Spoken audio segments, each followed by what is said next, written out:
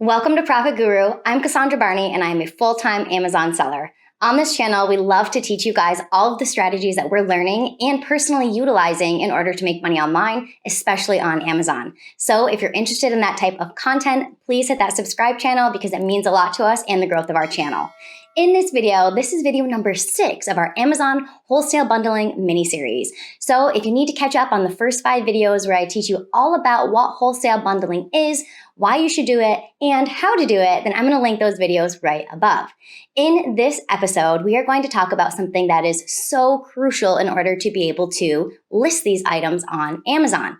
And that is getting your GTIN extension, which you're going to use instead of having to apply for a GS1 barcode.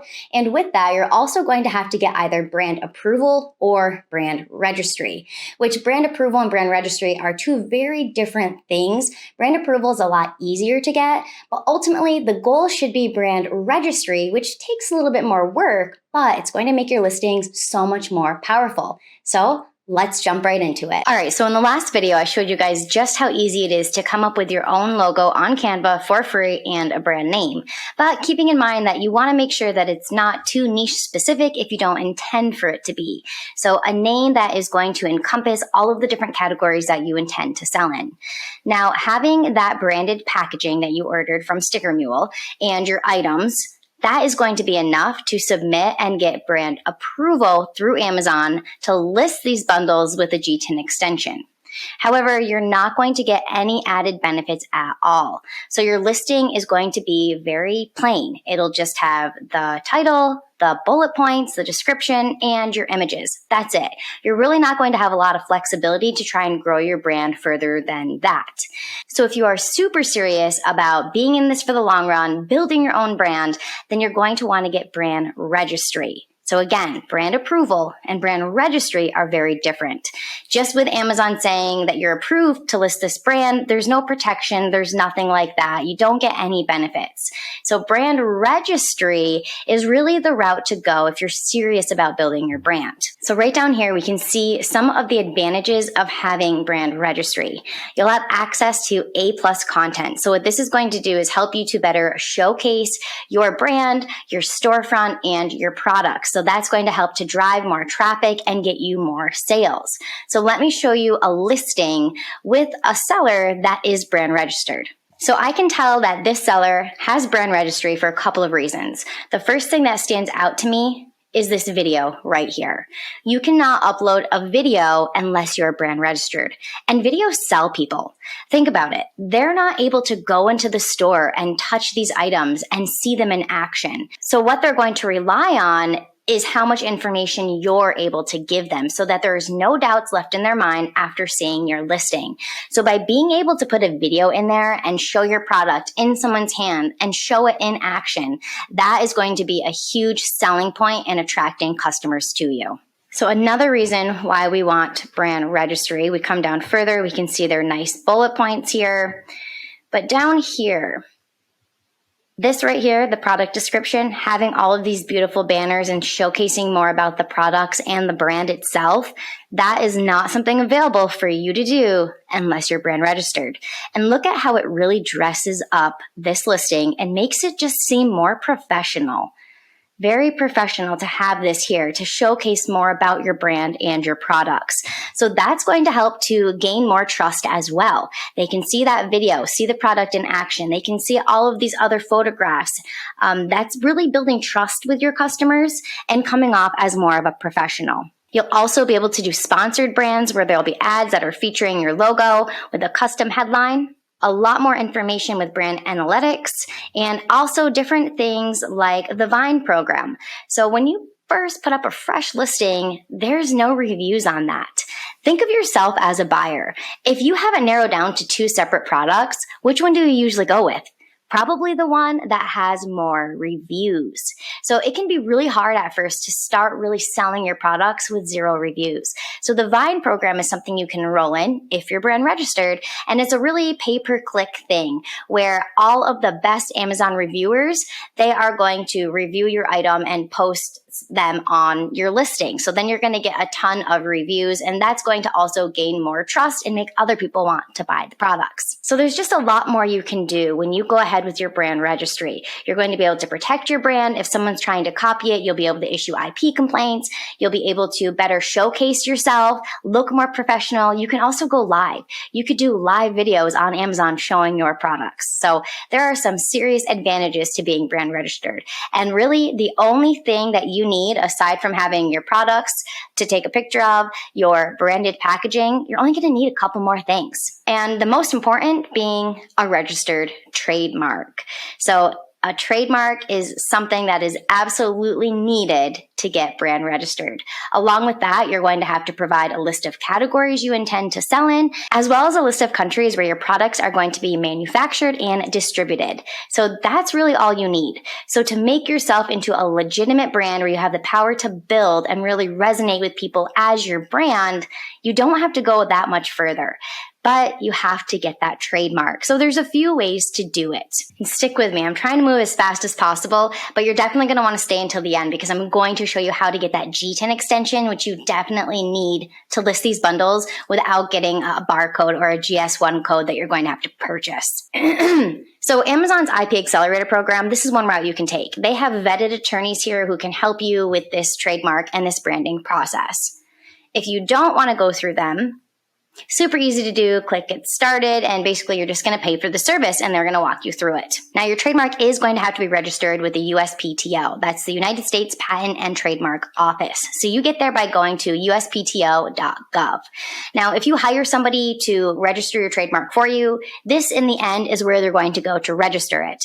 But I will say that the application is not very user-friendly at all. So if you're someone that is not familiar with the different verbiage and the lingo that goes into trademarks and asking all of these different questions, it might be best to seek out some assistance, at least with registering your first trademark. And that's what I personally did. So you could come right here if you want to try it on your own. Come right here to trademarks, searching trademarks. And the very first thing that you're going to have to do is come to the trademark database.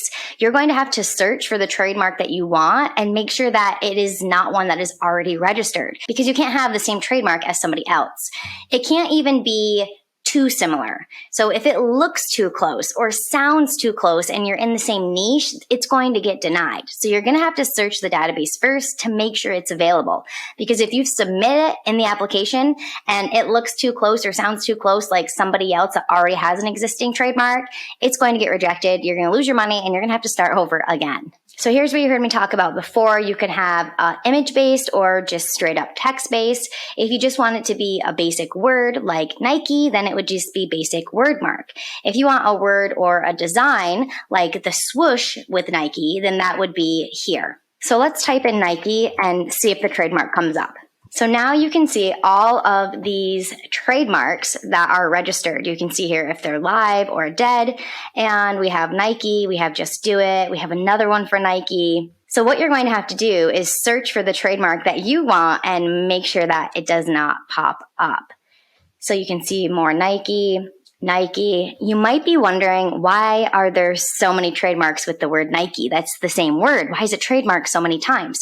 Well, that's because when you trademark, you need to pick a certain class that you're trademarking in. So let me show you that next, because it's not as simple as just uploading the logo you made in Canva, submitting that, and now you're going to get a trademark. You have to actually designate which class you want this trademark to be in. So for example, this one might be registered in the class of selling shoes.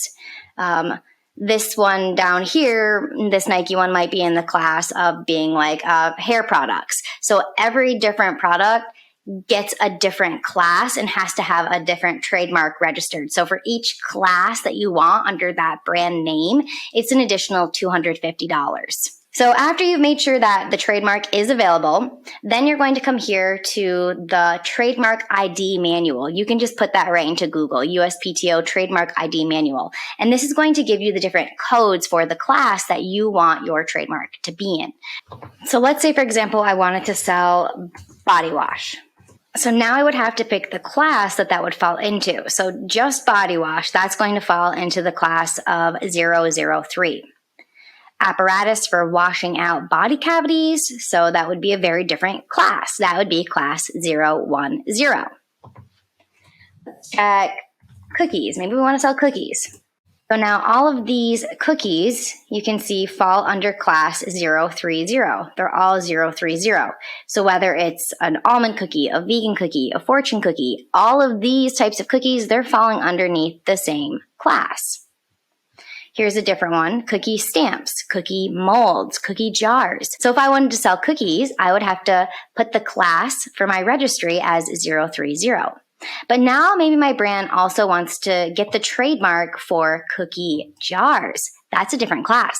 So I'm going to have to apply for a 021, and each class is an additional $250. So make sure that you identify here which class fits what you're trying to sell. So after you get that established, you've made your logo, you made sure it's available, you know your class number, now you can just come here and apply online. I will tell you though that someone that is very new to getting a trademark, if this is your first trademark, there can be a lot that can go wrong. Maybe you didn't put it in the right class that you intended it to. Maybe the logo that you uploaded wasn't the right kind that they wanted.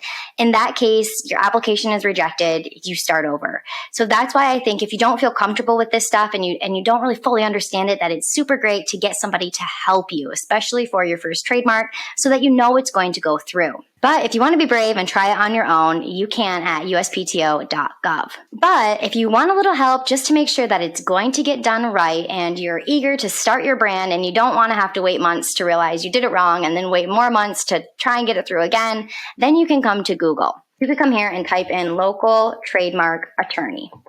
So then you can find attorneys that are close to you so that you could even go right to their office and get this all established. Something else you can do is a trademark online service.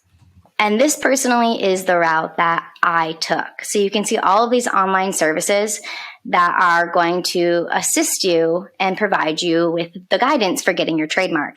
I personally went with LegalZoom. So you can see here that it's expensive. It really is, but I didn't feel comfortable doing that application on my own just because there was just so much verbiage that I wasn't quite sure upon, and I didn't want my application to be denied. So I went with LegalZoom, and they made the process so easy. So the first thing they did is they emailed me and they wanted a sample of the trademark. So a sample and a specimen. So the sample is just the plain old trademark, and then the specimen would be an action. So if you're selling shirts, then you would have it attached to the tag on the shirt. So uploading a picture like that. So I gave them the pictures, and then an intake specialist called me. Now what that intake specialist did was made sure that the trademark looked good and that I was in the right class. So she was asking me all these questions about the product to make sure that we register in the right class. The next thing she does for me is the research to make sure that this trademark does not exist anywhere else. I'm not going to get sued by somebody by trying to take a trademark that's too close to them. They do that research for you. So then you know for sure that you're protected, you're good to go. After that, then you talk to the attorney, and then the attorney goes onto the USPTO and files the trademark, and you know it's probably going to go through without a hitch. Now, sometimes trademarks can take a long time to go through. It could take up to a year, but that doesn't matter. As soon as they submit the application, they're going to be given a registration number. And that registration number is all you need to give Amazon to tell them that you have a trademark coming, and they'll accept that for your brand registry. Once you have all of that done, then you're going to come to this page. I got here by going to Google and I type in Amazon brand registry, and it's the first one that comes up. So they tell you here again the eligibility requirements. They tell you that your mark has to be text-based, so words only, or it can be image-based with the image and the words. And then once you have everything, you're going to enroll your brand. So to do that, you would click here and go to Enroll Now. Select the country. So in order to have brand registry, you have to have an Amazon seller account. That seems pretty obvious. But if you don't have a seller account, that's the first thing you need to get. A professional seller account too. Then you would come over here to enroll a new brand. All right, so here's what you need. That trademark number, which is going to be issued. You can use the registration number as soon as you submit that to the USPTO. Images that clearly show the branding of your product and packaging. So they're going to want to see, we already made that. We made our logo and we put it on our packaging. It's branded on there. It's not just a sticker, it's actually a part of the packaging. You probably don't have one of these, but if you did have a vendor relationship with Amazon, then you would provide that code. And then you're going to have to give them a list of categories that you intend to sell in and the countries where you're manufacturing and distributing. That's all there is to getting brand registered. Okay, we're almost there. We've almost passed all of the hurdles. So we have our branded packaging, we have our trademark, we have our brand approval or our brand registry. Hopefully you went with a registry with your trademark because it's just going to make you be able to climb so much further than just brand approval can. Now, in order to list bundles, you have multiple products together. So the way Amazon used to do it is they would take the item in the bundle that was worth the most value, and then you would just use the barcode off of that. But that doesn't apply anymore. So now they don't want that to happen. They don't want just one barcode from the bundle to be associated with the whole thing. So to get by this and not have to put a new barcode on this bundle that we created, we're going to apply for what's called a GTIN extension. And once you have your Amazon Seller Central account, to get to all of these pages, I literally just throw it into Google. I'll go Amazon GTIN Exemption application, and they come right up. You can also just come into your Amazon Seller Central, go to search and type in GTIN Exemption, and it should come up there as well. So you do need to always put your exemption into a specific category. So let's say we want to do pet supplies. And then it tells you right here for unbranded items or bundles, all we're going to type in right here is the word generic. And now we will check for eligibility. And that's it. Now I have it. Now if I had a bundle of pet supplies, I can list them without having a barcode. So it says to wait 30 minutes. So what I like to do during this time is to be working on my listing. The listing has so much that goes into it. It is really a make or break. If a customer comes onto my pet supplies and the listing is not very specific, it's not answering their questions, it's not meeting their needs, and then they go to another pet supply that everything's answered right there. They can see it in action. They can see everything they wanted answered. They're obviously going to buy that one. So in the next video is where we're really going to dive into talking about the listing. Thanks for sticking with me until the end, guys. I hope you found a ton of value in that and that you can see that even though these are super crucial steps, they're really not that hard to get past. In the next video, video number 7 of our bundling mini-series, we're going to talk about the listing. Now that you have all of the gates down, you have all of the approvals that you need to list your bundles, we're going to talk about exactly what goes into a really good Amazon listing. So I'll see you then.